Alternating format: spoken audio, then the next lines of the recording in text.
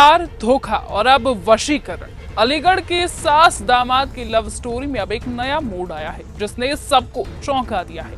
राहुल की गुमशुदगी के बाद अब उसके पिता ओमवीर ने जो खुलासा किया वो रोंगटे खड़े कर देने वाला है। उनका दावा है कि ये सब कुछ एक गहरी साजिश का बहुत बड़ा हिस्सा है, वशीकरण की साजिश। ओमवीर का कहना है कि राहुल की होने वाली सास, जो अब उसकी प्रेमिका बन चुकी है, उसने होली के दिन उनके घर आकर कुछ ऐसा किया जो आज तक किसी ने सोचा भी नहीं था।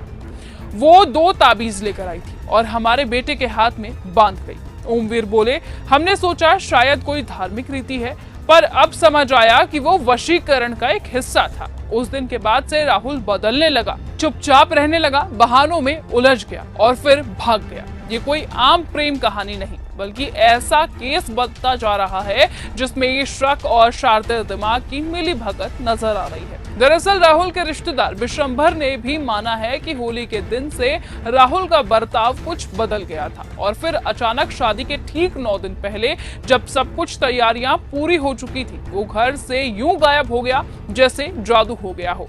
और सबसे हैरान कर देने वाली बात तो ये कि जब राहुल ने अपने पिता को फोन किया और कहा कि जब मेरी माँ ही नहीं रही तो मैं घर क्यों आऊं, पिता बोले, तेरी माँ तो यहीं पर है।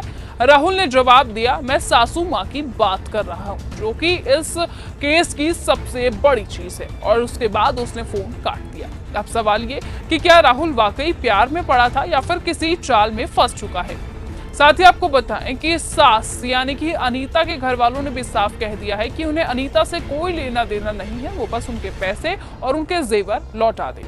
सवाल है कि क्या ताबीज ने उसकी सोच को बदला था या फिर ये सब कुछ एक सोची समझी योजना का एक हिस्सा था। अलीगढ़ पुलिस के लिए सिर्फ एक लव अफेयर नहीं, बल्कि एक रहस्यमय मिस्ट्री बन चुकी है जिसमें ताबीज, वशीकरण और विश्वासघात तीनों ही शामिल है। देखना होगा कि इस केस में अब कौन से नए बड़े खुलासे होते हैं। साथ ही आपको बताएं कि दोनों की लोकेशन उत्तराखंड में मिली थी, जिसके बाद अब वो लोकेशन भी ट्रेस नहीं हो पा रही है, यानी अब पता नहीं है कि आखिरकार दोनों सास और दामाद है कहाँ। फिलहाल पुलिस उनकी तलाश जारी रख रही है। फिलहाल आज की इस वीडियो में इतना ही। देश और दुनिया की तमाम बाकी खबरों से जुड़े रहने के लिए आप ऐसे ही बने रहिए और ऐसे ही देखते